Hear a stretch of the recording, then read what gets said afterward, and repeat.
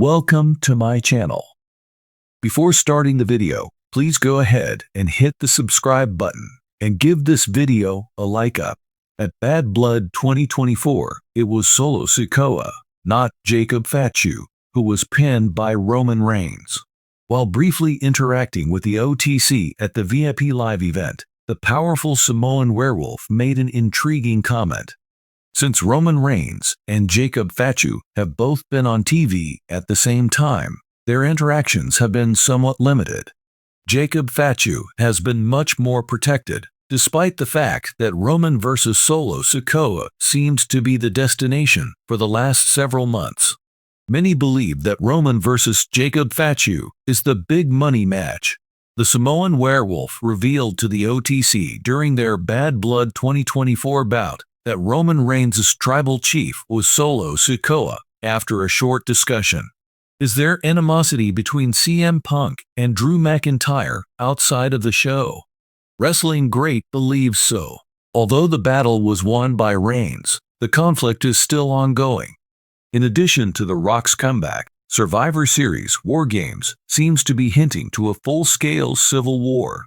The Bloodline feud will have to wait for now, as Cody Rhodes will be defending his WWE title at Crown Jewel against either Sami Zayn or Gunther.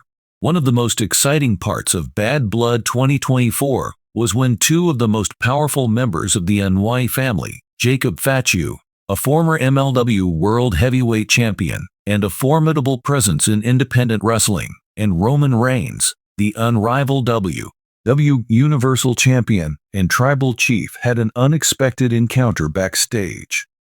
Fans are wondering what the future holds for these two Samoan powerhouses after their surprising reunion ignited the wrestling world.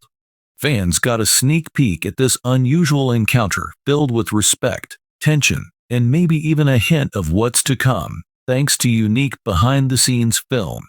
But everyone is wondering, during their face-to-face meeting at Bad Blood 2024, what did Jacob Fatu say Roman Reigns?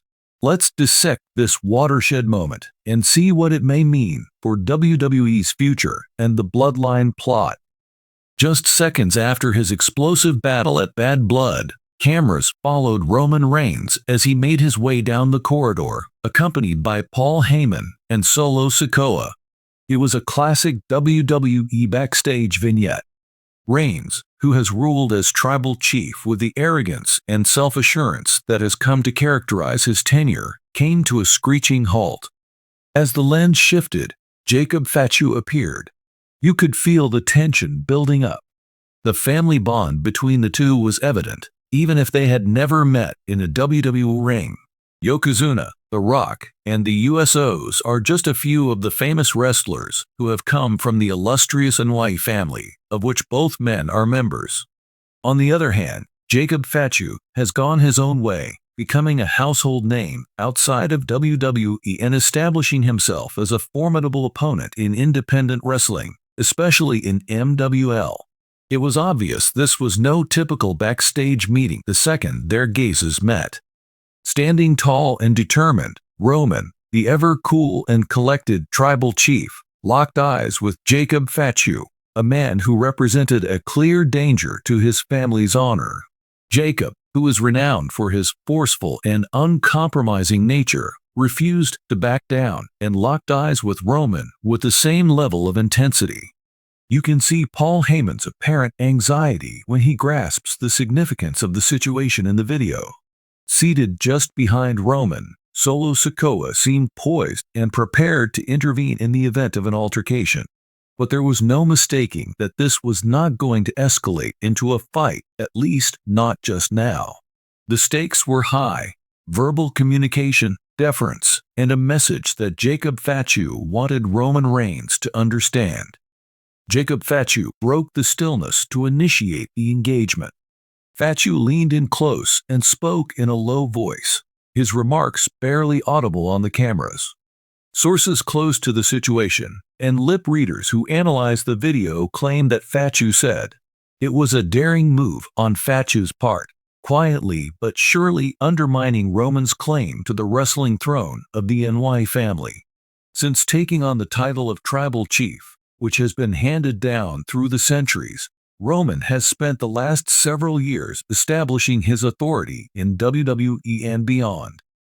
According to what Jacob Fatu said, however, not all members of the family, particularly those who were not involved with WWE, accepted Roman's authority. It sounded like Fatu was trying to say that Roman Reigns is the biggest star in WWE, but that he doesn't have a monopoly on Samoan wrestling history. Outside of WWE, Jacob Fatu has built a name for himself, and he was basically saying that Roman's claim to the kingdom wasn't absolute and that other Samoans are making their own way in the wrestling industry, unencumbered by the power battles inside the bloodline. Roman took a while to answer verbally after Fatu spoke. As he contemplated the daunting task that lay before of him, the tribal chief allowed a long silence to envelop the chamber, his pupils constricting in concentration. Roman seemed to be both hurt and planning his response based on his body language. The icy, fixed glare that seemed to portend future repercussions replaced an outburst and an instant confrontation. As if feeling the need to de-escalate the situation, Paul Heyman, ever the mediator, came up at this time. "Roman," Heyman muttered, perhaps trying to drive home the point to the tribal chief about his status and the stakes. But Roman's stare remained fixed on Fatu the whole time. Finally, after what seemed like an endless pause, Roman said, without raising his voice, he remarked, "We'll see about that," as if to subtly threaten. Without shouting or sweeping declarations, the message was loud and clear.